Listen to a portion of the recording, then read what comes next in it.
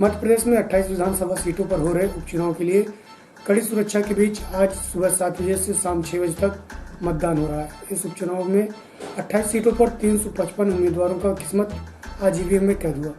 मतदान केंद्रों पर कोविड-19 की गाइडलाइन का पालन करते हुए सुरक्षित मतदान के लिए चुनाव आयोग द्वारा पुख्ता इंतजाम किए गए, जहां मास्क, पानी एवं सैनिटाइजर सहित सामाजिक दूरी का विशेष ध्यान रखा जा रहा है। वहीं इस उपचुनाव में अनूपपुर के प्रभारी रहे भाजपा विधायक एवं पूर्व मंत्री राजेंद्र शुक्ल ने इस चुनाव में पत्रकारों से पूछे गए सवाल का जवाब देते हुए कहा कि प्रदेश में पुनः सुशासन की सरकार बनेगी, साथ ही हमारी एक तरफा जीत होगी।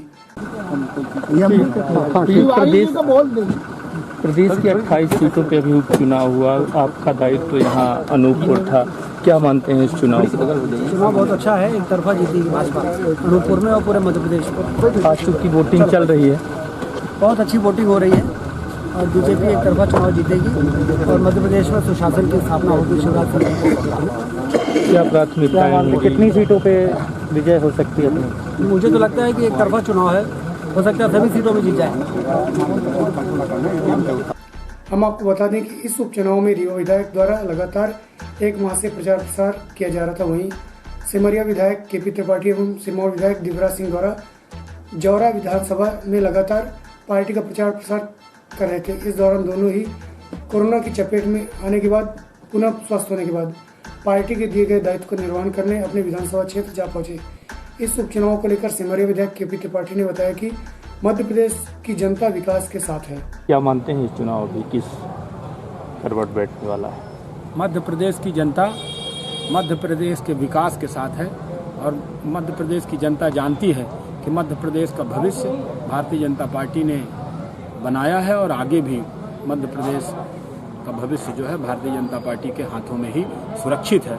इसलिए पूरी तरीके से जो 28 उपचुनाव हो रहे हैं, इसमें पूरे ताकत के साथ लोग भारतीय जनता पार्टी के साथ खड़े हैं। हमारे मुद्दे सकारात्मक थे कि हमको विकास करना है, गरीबों के लिए संबल योजना प्रारंभ करनी है, गरीबों के लिए, महिलाओं के लिए कन्यादान विवाह सहायता योजना, लाडली लक्ष्मी प्रसूति सहायता और नौजवानों के लिए हमको सरकारी भर्तियां चालू करनी है। और जब डेवलपमेंट के ऐसे मॉडल तैयार करने हैं जिससे रोजगार के अवसर, कुछ तो डायरेक्ट नौकरियां हों और युवाओं के लिए डायरेक्ट रोजगार के अवसर कैसे हम इनडायरेक्ट रूप से रोजगार उपलब्ध कराएं और रोजगार के अवसर कैसे उनको अधिक से अधिक मिलें, ये हमारे मुद्दे थे।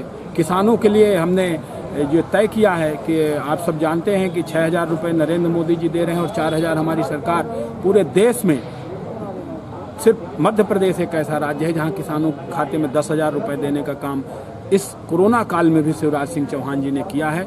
हमारे तो किसानों के लिए फसल बीमा जैसी योजना, किसानों के सर पर जो ऋण का बोझ, ऋण माफ़ी करके और ऋण का बोझ गठरी लाद दी गई थी, उस गठरी को उतारने का काम मुद्दा भी हमारे भारतीय जनता पार्टी की कैसे उसको उतारेंगे, ये हमारे सकारात्मक मुद्दे थे। और कांग्रेस की 15 महीने की असफलता, चाहे वो नौजवानों के साथ बेरोजगारी भत्ता के वादे का छल हो, चाहे वो 51,000 बोल के और एक भी कन्यादान विवाह सहायता योजना नहीं, चाहे तीर्थ दर्शन योजना बंद करने का मामला हो, चाहे संबल योजना बंद करने का मामला हो, और चाहे रेत, खनिज और शराब माफिया और जो ट्रांसफर उद्योग रहा हो जिस कदर से, वो सारे मुद्दे न कांग्रेस को भारी पड़े हैं। जो उन्होंने पिछले महीने 15 महीनों में कुकृत्य किए थे कमलनाथ जी और कांग्रेस सरकार ने, वो उनको भुगतने पड़ेंगे इस उपचुनाव में। 28 में कितनी सीटें आप लेके आ रहे हैं? 20 के आसपास हम जीत रहे हैं। रीवा की राजनीतिक में क्या रहेगा अगर भाजपा सरकार फिर से? रीवा और विंध्य का भविष्य,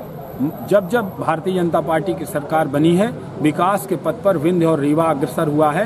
कांग्रेस ने हमेशा विंध्य और रीवा के साथ सौतेला व्यवहार करने का काम किया है और हमें विकास के पथ पर पीछे धकेलने का काम किया था।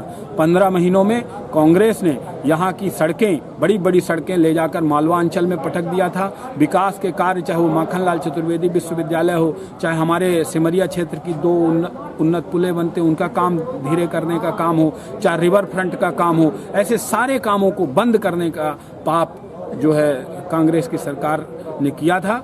और रीवा और विंध्य के साथ अलग से उन्होंने विश्वासघात करने की कोशिश की थी। वो उनको इस उपचुनाव, हमारी सरकार बन गई है, रीवा का भविष्य उज्जवल है, सुरक्षित है, हम विकास के पथ पर अग्रसर होंगे।